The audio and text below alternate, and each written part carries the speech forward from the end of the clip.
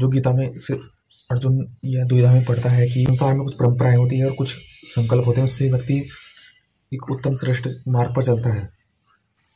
अगर वही नेता नष्ट हो जाए, स्वजन नष्ट हो जाए, तो फिर किसी बात पर चलने के लिए कोई वो तो लक्ष्य तो मिलेगा नहीं, तो फिर वह लक्ष्य नहीं मिलेगा तो फिर वह स्वार्थी हो जाएंगे, आपाधापी से सब मर जाएंगे। और फिर कहा उसने कि अगर स्त्री, देखो सब दूषित हो जाएंगे, सब स्वार्थ संसार में फैलेगा, राष्ट्र में फैलेगा, समाज में फैलेगा, तो उससे फिर स्त्री जो अंतिम धर्म का स्तंभ है वह भी दूषित होगा, उससे फिर वह कर्तव्य भी मूढ़ होंगे और नज़दीकी विवाह इत्यादि कर लेंगे, क्योंकि बाहर का उसका स्वार्थवश वर्णशंकर फैल जाएगा कि वह विवाह भी संकुचित में कर करके नष्ट भ्रष्ट हो जाएगा।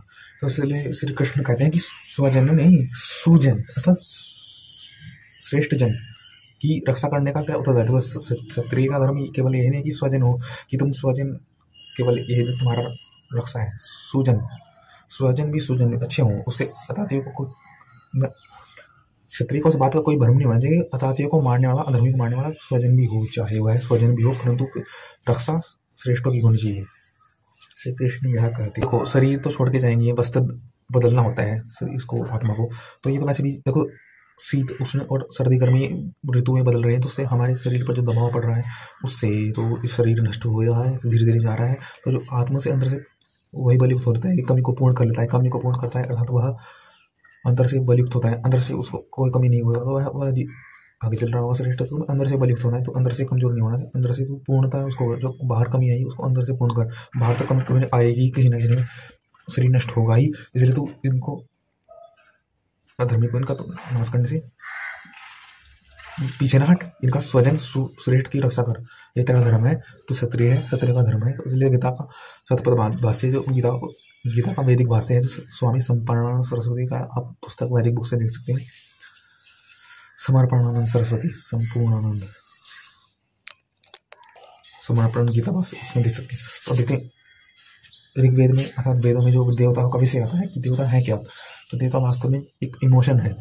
हर वेद के मंत्र के बगल में लिखा रहता है कि देवता इसका देता, मंत्र का देता है, हर मंत्र के नीचे लिखा रहता है। तो क्या है कि हर मंत्र में ईश्वर की विषय में ईश्वर की ओर जाता है, आध्यात्मिक ओर जाता है। आध्यात्मिक अर्थ ईश्वर का अर्थ है, उसके अलावा जो बात उसमें कही गई, इमोशन हो या सब्जेक्ट्स, एक सब्सटेंस हो, अदर ऑब्जेक्ट हो, वो है देवता है। किसी मंत्र में ईश्वर के अलावा अदर ऑब्जेक्ट इमोशन क्या है, वह उसका देवता कहलाता है मंत्र का। तो इसमें कहा सेना पितवे सुनवे अग्नि सुपायनो, अर्थात जो अग्नि है, अग्नि हमारे सब एक फोर्स है, अग्नि चल रही है, व्यापक हो रही है, तो वह कमी, उसको कमी नहीं होने देनी, वह अग्नि बढ़ ही रही है, निरंतर सेल्फ रिफ्लेक्ट होती है, खुद चलती है। तो जब अग्नि चल रही है तो सब पापों को नष्ट करती जा रही है, सब अग्नि चल रही है। तो एक तक दूत है वह अग्निदूतम, अर्थात सब वह यथावत, अगर अग्नि चली तो यथावत कार्य हो रहा है, यथावत बल लग रहे हैं संसार में, फोर्स यथावत उपयोग हो रहा है। अर्थात जितने भी ये वायु, अग्नि, वरुण, वायु जितने भी हैं, ये हवा, आकाश, सब पांचों तत्व अग्नि से सब शुद्धि हो रही है, सही चल रही है। जितने भी बल हैं, ये जितने भी ऑक्सीजन है, जितने भी गैसेस हैं, सब सही चल रही है। तो ये मैसेंजर है, अगर अग्नि से ही है तो मैसेंजर से ही है। तो जितने हम अग्नि को प्रज्वलित करें, जो भाव से प्रज्वलित करें, तो भाव से वो अग्नि सही से जल प्रज्वलित हो रही, तो हमारे भाव जो हैं वो तुरंत भाव ईश्वर तक पहुंच जाते हैं। तो अग्नि एक कन्वे मैसेज का एक केंद्र है, एक तरह से दूध है, वह पहुंचाने वाला, एक मैसेज को पहुंचाने वाली एक जरिए सोर्स है, आधार है। तो अग्नि श्रेष्ठ चलिए तो हमारे भाव भी वह ईश्वर तक पहुंचेंगे। इसलिए हर वेदों में देवता बातें ईश्वर तक ही जाती हैं। अग्नि सामान्य अग्नि भी है कि ये भी हमें संसार को शुद्धि करती है, और वह अग्नि भी है कि हमारे जिस भाव से जला रहे हैं वह भाव भी ईश्वर तक पहुंच जाएगा। तो अग्नि का अर्थ यहाँ पर ईश्वर भी अग्नि है, जो सदा ओमनी प्रेजेंट, ओ अग्नि ओमनी प्रेजेंट सुप्रीम, सदा एक रस रहता है, वह अग्नि ईश्वर। तो उस अग्नि की बात करें, और जो उस अग्नि है वह, और अदर ऑब्जेक्ट की बात करते हैं, इमोशन, ईश्वर तो है ही उस हर मंत्र पे, अदर ऑब्जेक्ट इमोशन वह देवता कहलाता है इस मंत्र का। ओम।